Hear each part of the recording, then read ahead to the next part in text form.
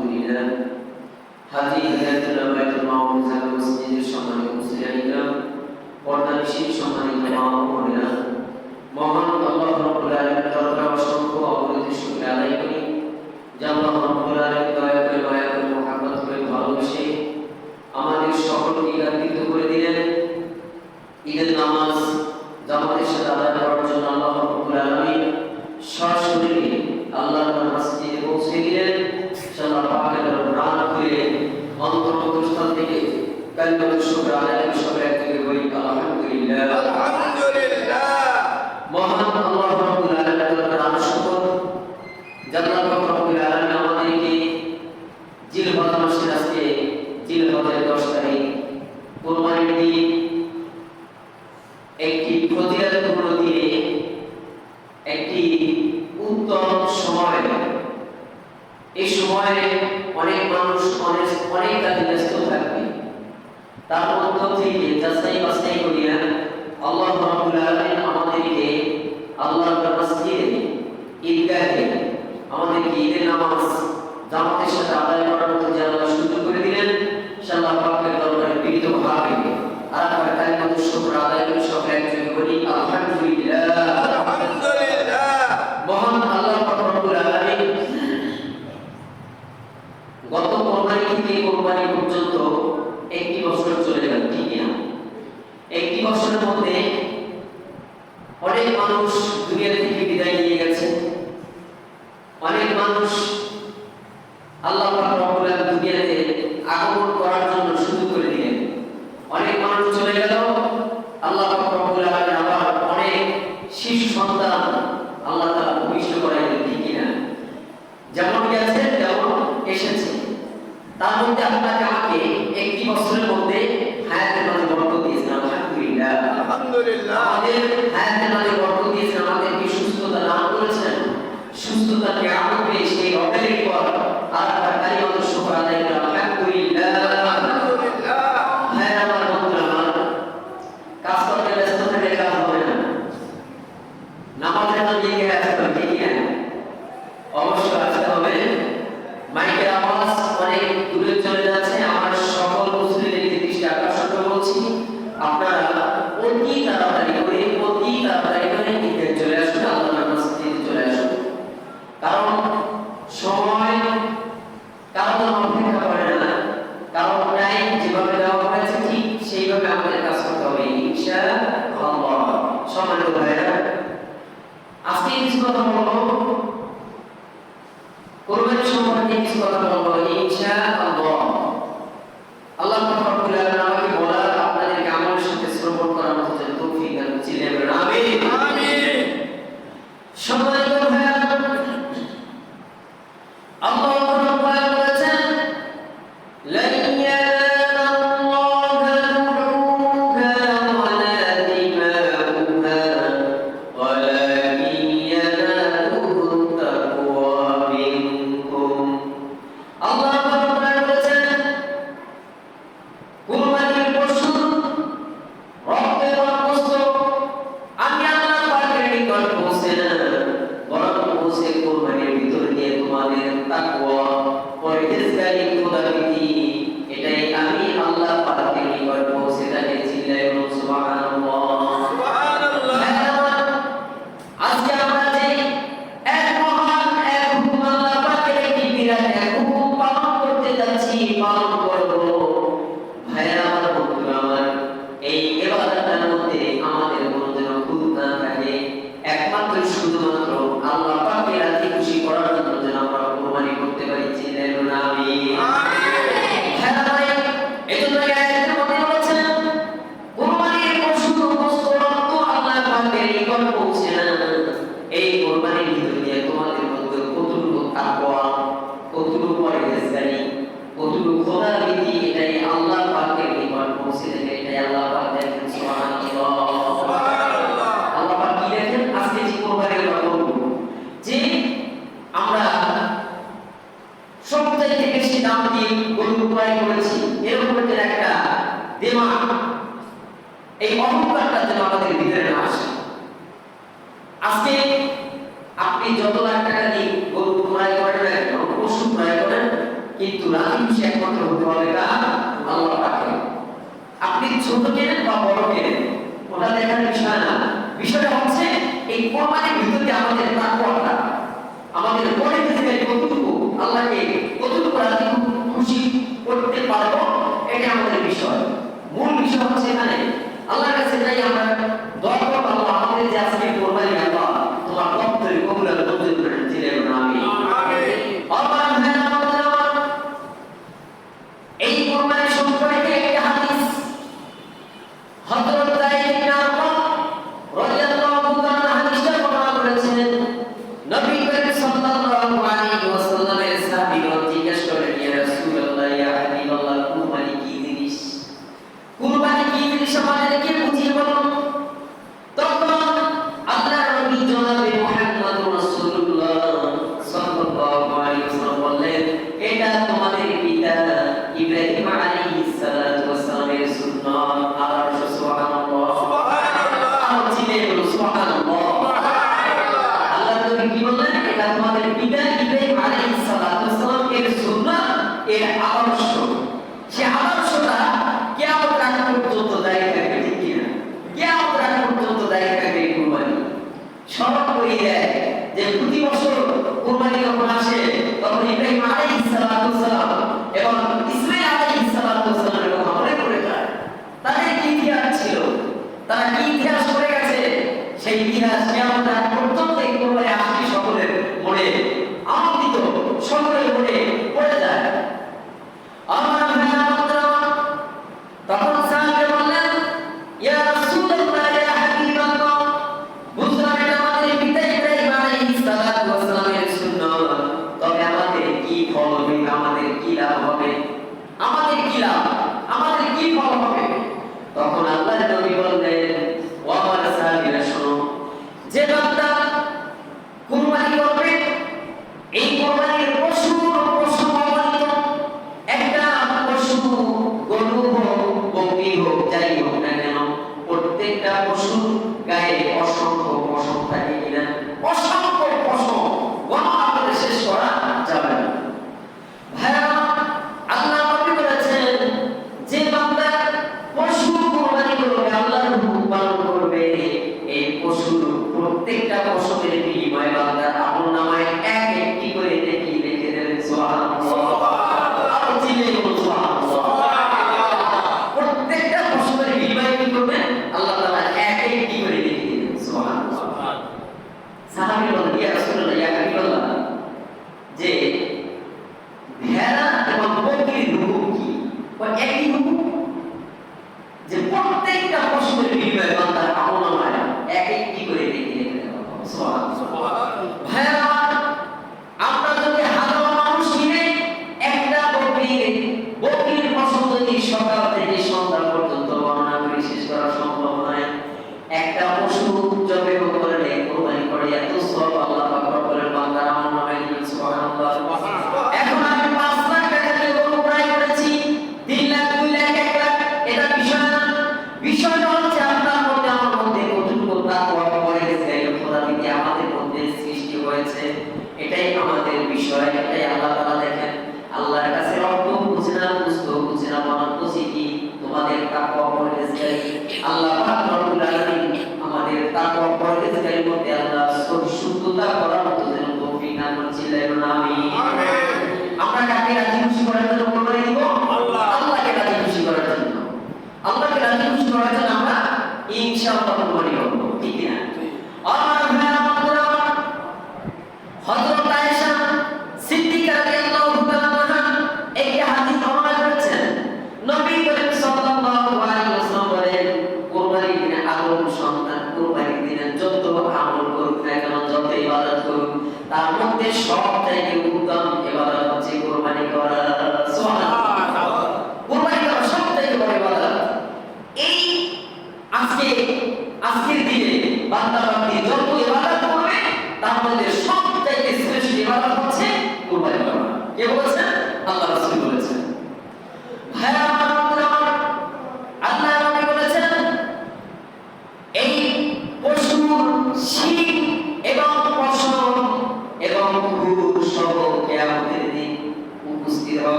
এই তিনটা নিয়ে বান্দা মুসলিম হবে।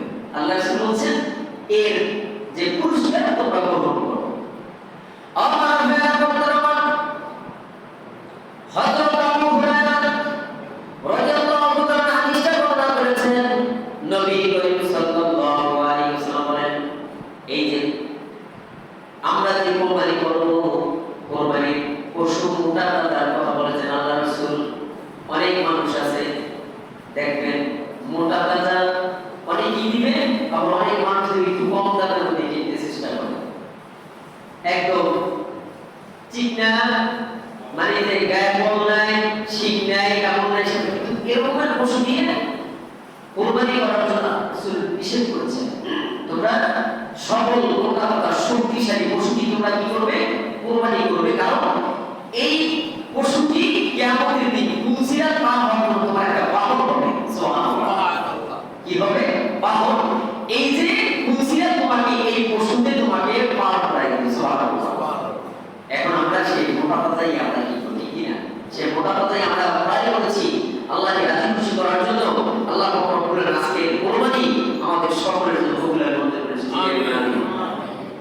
কারণ কিয়ামতের দিন মুসিবতের সময় যে এই পশু আপনার জন্য আমার জন্য বাহন হবে, যদি এই পশু এই কুরবানি যদি সহি হয়, আল্লাহকে রাজি খুশি করার মতো হয়, তবে এই পশুটি কিয়ামতের দিন আপনার আমার উপকার করবে। ঠিক কিনা? উপকার করবে, কিন্তু নয় কিন্তু এই যে কুরবানি একমাত্র যদি আমাদের নিয়ম এভাবে হয়, আজকে এই কুরবানির দিন আমি যদি কুরবানি না করি, পাশের বাড়ি বা মহল্লাবাসী কি বলবে, আত্মীয় স্বজন কি বলবে, এরকম অবস্থানটা যেন আমাদের মধ্যে সৃষ্টি না হয়।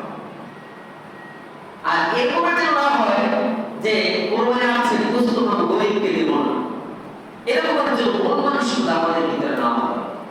কারণ আপনার গরুর মধ্যে গরিবের হক আছে কিনা? গরিবের হক আছে, আপনার নিকটতম আত্মীয় হক আছে, আপনার নিজের একটি হক আছে। এটা তো বন্টন। এই কথাগুলো আল্লাহ রাসূল বলছেন। এই কথাগুলো আমরা অনেকে মানি, অনেকে মানি না। শুধু গোশত খাওয়ার জন্য পেশান। কোরবানি এত লাখ টাকা দিয়ে গরু কুরবানি করলাম, গরিব মিসকিনকে দিয়ে দেবো, নিজে রাখা হবে কি, ফ্রিজ হয়ে রাখি, এরকম অবস্থান যাতে না হয়। কারণ গরিবের একটি হক, আপনার নিকটতম আত্মীয়ের একটি হক, আর আপনার নিজের একটা হক। এই হকগুলি যেন আমরা যথাযথভাবে আদায় করতে পেরেছি। আমি আমার ভাইরা বন্ধুরা, এখন একটু পিছনের ইতিহাসের দিকে যাই। আমি গত পিছনের দুই আলোচনা করেছিলাম কোরবানির ইতিহাস সম্পর্কে। আজকে কিছু আলোচনা করব কোরবানির হুকুম। কোরবানির হুকুমটা কেমন আল্লাহ তাআলা করেছেন। ভাইরা বন্ধুরা, আল্লাহ পাক রব্বুল আলামিন ইব্রাহিম আলাইহিস সালাতু ওয়াস সালাম তাকে কোরবানি করার হুকুম করেছেন। ভাইরা বন্ধুরা, ইব্রাহিম আলাইহিস সালাতু ওয়াস সালাম তিনি বৃদ্ধ বয়সে হযরত ইসমাঈল আলাইহিস সালাতু ওয়াস সালাম আল্লাহ তাআলা তাকে দান করলেন।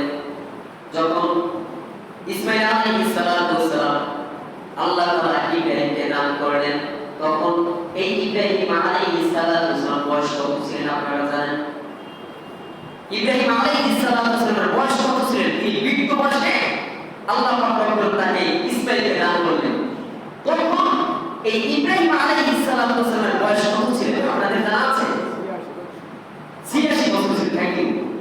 86 বছর ছিল ইব্রাহিম আলাইহিস সালাতু ওয়াস সালামের। এখন 86 বছর যেই মুরব্বির বয়স, সে তো হাঁটতেই পারে না, সে তো চলতেই পারে না, তার সন্তান আল্লাহ তাআলা কিভাবে দিয়েছেন?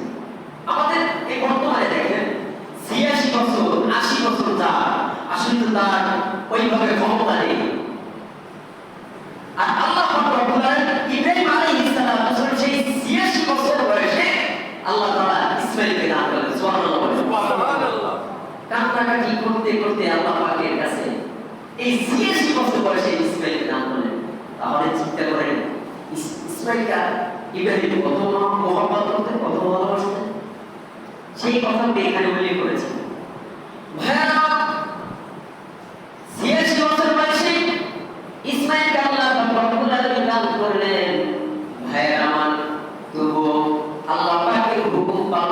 করতে ইব্রাহিম আলাইহিস সালাতু ওয়াস সালাম ইসমাঈলকে সেই মরুভূমিতে রেখে এসেছিলেন, মনে আছে তো? কোন জায়গায় রেখে আসছিলেন? মরু প্রান্ত রেখে আছেন সে হাজেরাকে এবং ইসমাঈলকে। ভাইরা,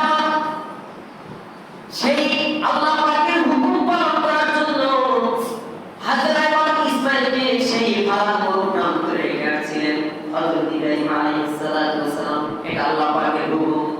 ভাইরা আমার,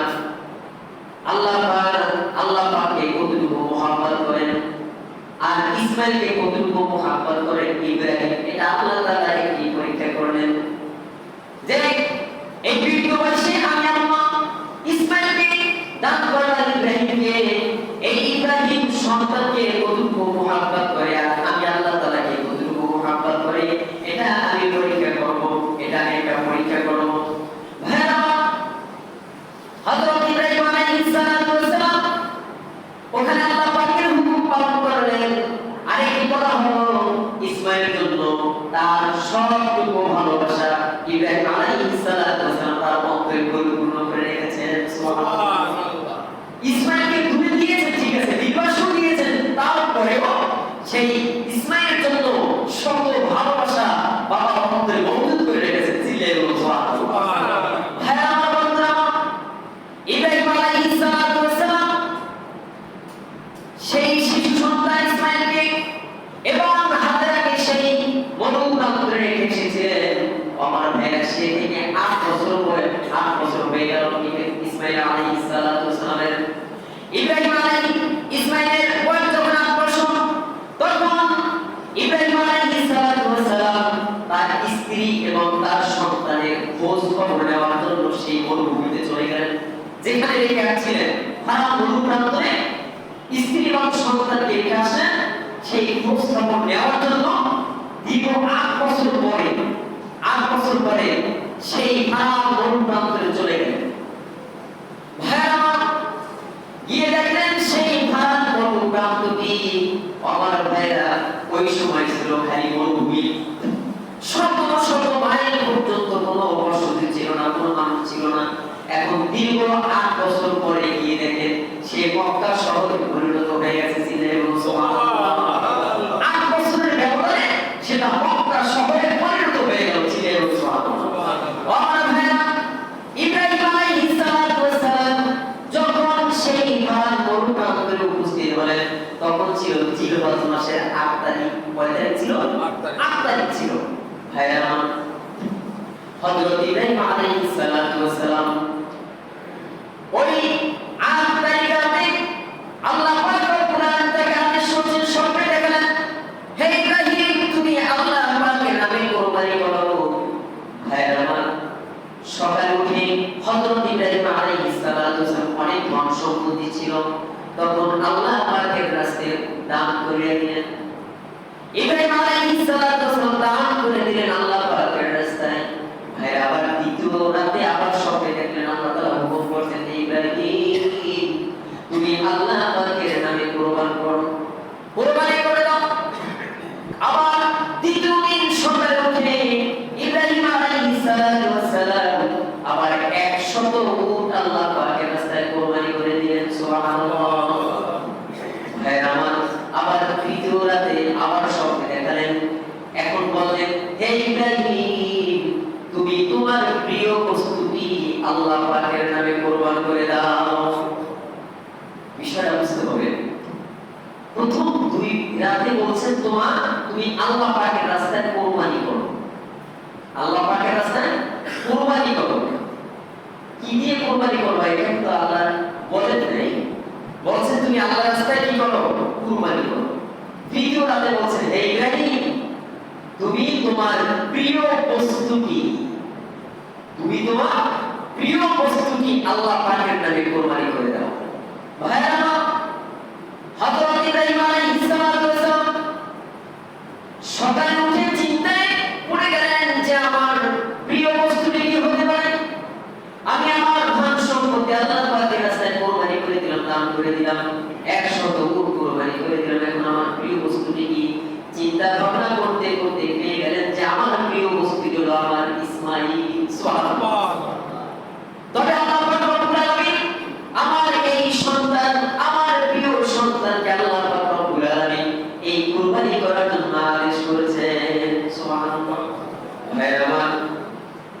এই যে আল্লাহ পাকের পবিত্র কোরআনে এই কথাটা উল্লেখ করে দিয়েছেন।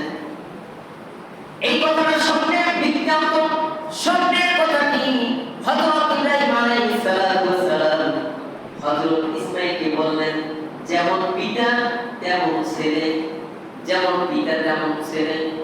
ভাই আমার, হযরত ইব্রাহিম আলাইহিস সালাতু ওয়াস সালাম কোরআনের ভাষায় সন্তানকে বললেন, ওয়ালা ইয়া বুনাইয়া ইন্নী আরা ফিল মানামি আন্নী আযবাহুকা ফানজুর মাযা তারা। ওয়ালা ইয়া আবাতি ফা'আল মা তু'মার সাতাজিদুনি ইনশাআল্লাহু মিনাস সাবিরিন। চিল্লাইয়া বলুন সুবহানাল্লাহ। কোরআনের ভাষায় ইব্রাহিম আলাইহিস সালাতু ওয়াস সালাম তার সন্তানকে, প্রিয় সন্তানকে বললেন, ওয়ালা ইয়া বুনাইয়া ইন্নী আরা ফিল মানামি আন্নী আযবাহুকা ফানজুর মাযা তারা। ওয়ালা ইয়া আবাতি ফা'আল মা তু'মার সাতাজিদুনি ইনশাআল্লাহু মিনাস সাবিরিন। সুবহানাল্লাহ। ভাইরা, ইব্রাহিম আলাইহিস সালাতু ওয়াস সালাম তার সন্তানকে বলল, ও আমার প্রিয় সন্তান, আমি স্বপ্নে দেখলাম আমি তোমাকে জবাই করতেছি, তোমার মতামত কি, তুমি একটু বলো। হ্যাঁ, আমার সন্তান বলল, ও আমার পিতা, আল্লাহ আপনাকে যেটা আদেশ করেছেন আপনি বাস্তবায়িত করুন, আপনি আমাকে ধৈর্যশীল হিসাবে পাবেন। চিল্লাই বলুন সুবহানাল্লাহ। আমাকে ধৈর্যশীল হিসাবে পাবেন। এখন পিতা যেমন নেককার, তার সন্তান হচ্ছে সেভাবে। এখন আমাদের মধ্যে যদি এরকম হতো, চালু থাকতো, তবে আমার 5টা সন্তান যেটা আমার কাটা যায় তাকে আগে দিব, ওটাই রাজি হইত না। বিষয়টা হলো যে আমাকে রাজি বেতনটাকে দেওয়া, সেজনটাকে দেওয়া, এভাবে একটা ভাগাভাগি হয়ে যেত। কিন্তু আজকে এমন একটি আল্লাহ হুকুম করে দিয়েছেন, এই সিস্টেমটা নেই, রহিত হয়ে গেছে। ভাইরা আমার, বন্ধুরা আমার, এত দীর্ঘ আলোচনা সময়ের শর্ট, যেহেতু আমরা 7টায় জাস্ট টাইমে আমরা ইনশাআল্লাহ জানাবো। নিয়ম হচ্ছে কোরবানিতে নামাজ আগে আদায় করা, কোরবানি নামাজ আগে আদায় করা, আর ঈদের রোজার ওটাকে একটু বিলম্ব করা, এটা আল্লাহ রাসূলের সুন্নাত। আমরা সেই সুন্নাত মোতাবেকই কাজ করব ইনশাআল্লাহ। যাই হোক সম্মানিত ভাইরা, এখন পিতা পুত্রের যে তাকওয়া, তাদের প্রতি এমন একটা তাকওয়া চলে আসলো। এই ইব্রাহিম আলাইহিস সালাতু ওয়াস সালাম ইসমাঈলকে সঙ্গে নিয়ে এখন বর্তমানে যে মিনা আছে, মিনায় হাজী সাহেব বলে ওখানে কি করে, কুরবানি করে। মিনায় কি করে, কুরবানি করে। হযরত ইব্রাহিম আলাইহিস সালাতু ওয়াস সালাম সেই মিনার প্রান্তরে ইসমাঈলকে সঙ্গে নিয়ে রওনা করলেন, সাথে নিলেন একটা রশি এবং একটা ছুরি। ভাইরা, হযরত ইব্রাহিম আলাইহিস সালাতু ওয়াস সালাম সামনে যাচ্ছেন, আর শিশু সন্তান ইসমাঈল তিনি যাচ্ছেন পিছনে পিছনে। কিন্তু শিশু সন্তান একটু বাবার কাছ থেকে একটু দূরে আলাদা হয়ে গেল, খানিকটা পিছনে পড়ে গেল। এই ফাঁকে শয়তান ইবলিস, এই শয়তান ইসমাঈলকে ধোঁকা দিতে আরম্ভ করল। ইসমাঈলকে বলল শয়তান, হে নির্বোধ বালক, তুমি যদি প্রাণে বাঁচতে চাও তবে তোমার পিতার নিকট পিছন থেকে তুমি পালিয়ে যাও। শয়তান ভালো বুদ্ধি দিল না খারাপ বুদ্ধি দিল? খারাপ বুদ্ধি দিল। এই ইসমাঈল বললেন যে ভালো কাজে শয়তান বাধা দিয়ে দেবে, নিশ্চয়ই তুমি শয়তান দেখে কিছু হও, তুমি শয়তান। এই মিনা প্রান্তরে যাওয়ার পথে 3 জায়গায়, কয় জায়গায়? 3 জায়গায় এই শয়তান ধোঁকা দিল। এই 3 বারই ইসমাঈল আলাইহিস সালাতু ওয়াস সালাম কবরের মাধ্যমে, হীরার মাধ্যমে তাকে তাড়িয়ে দিলেন। সেই হজের অধিক আছে, হজের অধিকের মধ্যে হাজীগণ এই কাজটা করে থাকে, এটা হচ্ছে অজিব। 321টি কবরের নিক্ষেপের মাধ্যমে শয়তানকে তাড়িয়ে দেয়। দেখছেন এই যে এই দৃশ্যটা আল্লাহ পাক কিয়ামতের আগ পর্যন্ত দাঁড়িয়ে রেখেছেন, সেটা সেই হজের অজিবের মধ্যে আল্লাহ পাক রব্বুল ঢুকিয়ে দিয়েছেন। সেই হজের অজিবের মধ্যে হাজী সাহেবগণ শয়তানকে উদ্দেশ্য করে কবর নিক্ষেপ করে। কয়টা? 21টি কবর নিক্ষেপের মাধ্যমে শয়তানকে তাড়িয়ে দেয়। এটা জারি থেকে কিয়ামতের আগ পর্যন্ত এই দিন। তোমার ভাইরা বলতো, আমরা আজকে স্বতঃস্ফূর্তভাবে আমাদের মনটাকে নরম করে আল্লাহকে রাজি খুশি করার জন্য আজকে আমরা কোরবানি করবো ইনশাআল্লাহ। আমাদের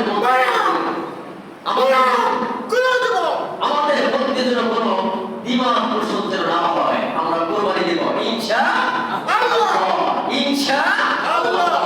আল্লাহ রাব্বুল আলামিন আজকে যে আলোচনা করেছি এর উপরে আমল করার মতো তৌফিক দান করুন।